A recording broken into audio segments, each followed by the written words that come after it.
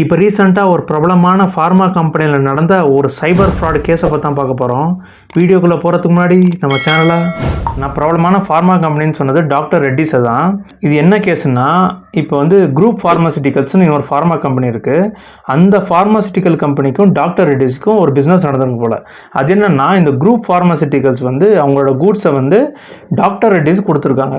அதுக்கு டாக்டர் ரெட்டிஸ் அந்த கூட்ஸுக்கான payment group ஃபார்மாசிட்டிக்கல்ஸுக்கு அனுப்பணும்.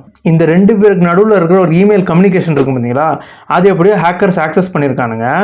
இந்த ஹேக்கர்ஸ் என்ன பண்ணியிருக்கானுங்க, குரூப் ஃபார்மாசிட்டிக்கல்ஸ் அனுப்புகிற மாதிரியே ஒரு மெயிலை டாக்டர் ரெட்டிஸ்க்கு அனுப்பிச்சிருக்கானுங்க. அது எந்த மெயில்னா, அந்த மெயிலில் எந்த அக்கௌண்ட்டுக்கு அவங்க பணத்தை ட்ரான்ஸ்ஃபர் பண்ணணும் அப்படின்னு அந்த அக்கௌண்ட் இன்ஃபர்மேஷன் இருந்திருக்கு.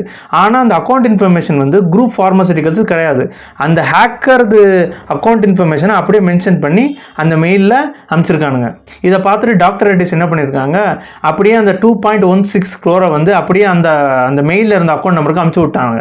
அப்புறம் தான் டாக்டர் ரெட்டிஸ் தெரிய வருது, அவங்க பணம் அனுப்பிச்சது குரூப் ஃபார்மாசிட்டிக்கல்ஸு கிடையாது, அவங்க பணம் அனுப்பிச்சது ஹேக்கர்ஸ் அக்கௌண்ட்டுக்கு தான் அவங்க பணத்தை ட்ரான்ஸ்ஃபர் பண்ணியிருக்காங்க அப்படின்னு தெரிய வருது. ஆனால் அந்த ஹேக்கர்ஸ் எப்படி ஹேக் பண்ணி இந்த இமெயிலை டாக்டர் ரெட்டிஸ்க்கு அனுப்பிச்சாங்க அப்படின்னு எந்த விதமான நியூஸ் சோர்ஸ்லையும் டீட்டெயிலாக சொல்லலை. குரூப் ஃபார்மாசிட்டிக்கல்ஸ் கம்ப்ளைண்ட் ரிஜிஸ்டர் பண்ணியிருக்காங்க.